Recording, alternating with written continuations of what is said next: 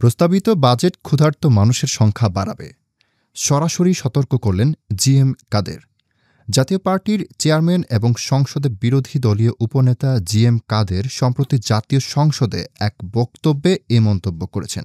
তা নিয়ে শুরু হয়েছে নীতি নির্ধারকদের মধ্যে আলোচনার ঝড়। তিনি স্পষ্টভাবে বলেছেন, সরকার যে প্রস্তাবিত বাজেট উপস্থাপন করেছে সেটি দেশের নিম্নবিত্ত মানুষের জন্য এক ভয়াবহ সংকটের পূর্বাভাস।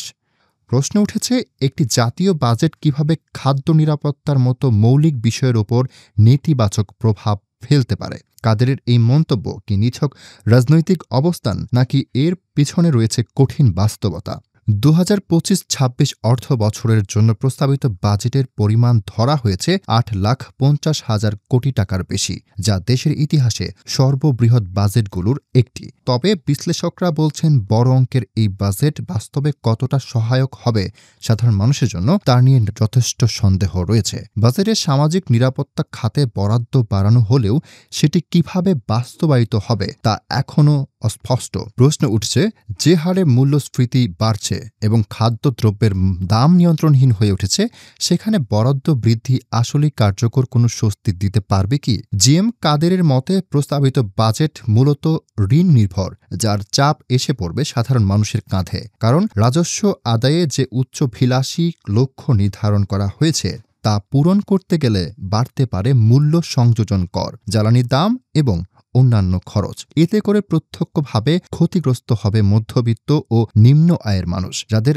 আয়ের বড় একটি অংশ খাদ্য ব্যয়ের পেছনে চলে যায়। তিনি সতর্ক করেছেন, এই ধরনের বাজেট বাস্তবায়ন হলে দেশের অনেক মানুষ দুবেলা খাবারের নিশ্চয়তা হারাবে, বাড়বে অভুক্ত ও অপুষ্ট মানুষের সংখ্যা। এখানে একটি গুরুত্বপূর্ণ প্রশ্ন থেকেই যায়, যদি বাজেট বাস্তবায়ন হয় এমনভাবে যা সরাসরি জনগণের ক্রয় ক্ষমতাকে সংকুচিত করে, তবে সরকারের আর্থিক স্থিতিশীলতা কি মানুষের জীবনের মৌলিক অধিকার নিশ্চিত করার চেয়ে বেশি গুরুত্বপূর্ণ হয়ে দাঁড়াবে?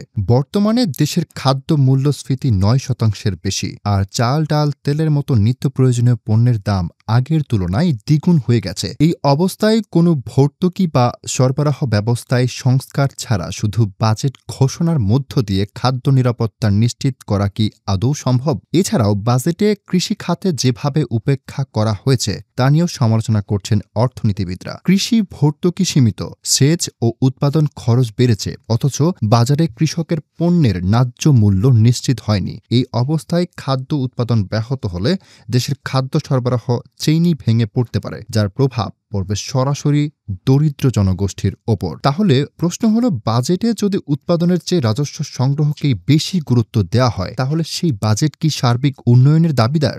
গবেষণা সংস্থা ও বেসরকারি সংগঠনগুলো বলছে, দেশে এখনও প্রায় ২ কোটি মানুষ নিয়মিতভাবে অপুষ্টিতে ভোগে এবং প্রতিদিন হাজার হাজার মানুষ খাদ্য সংকটে পড়ছে। এমন বাস্তবতায় খাদ্য নিরাপত্তা, সামাজিক নিরাপত্তা কর্মসূচি ও নগদ সহায়তা প্রকল্পকে সর্বোচ্চ অগ্রাধিকার না দিলে বাজেট কত বড় তা কোনো বাস্তব পরিবর্তন আনবে না। জিএম কাদের তার এই বক্তব্যে সরকারের কাছে আহ্বান জানিয়েছেন, নির্বাচনী প্রস্তুতি নয়, বরং দেশের অধিকাংশ মানুষের দৈনন্দিন বাস্তবতা যেন বাজেটের কেন্দ্রবিন্দু হয়। অবশেষে বলা যায়, একটি বাজেট কেবল আয় ব্যয়ের হিসাব নয়, এটি দেশের নীতি নির্ধারণের দিক নির্দেশনা। যদি সেই বাজেটে অধিকাংশ মানুষের মৌলিক প্রয়োজন, বিশেষ করে খাদ্য ও পুষ্টির নিশ্চয়তা উপেক্ষিত হয়, তবে সেটি উন্নয়ন নয়, বৈষম্যের দিকেই সমাজকে ঠেলে দেয়। আপনারা দেখছিলেন প্রতিদিন সকাল।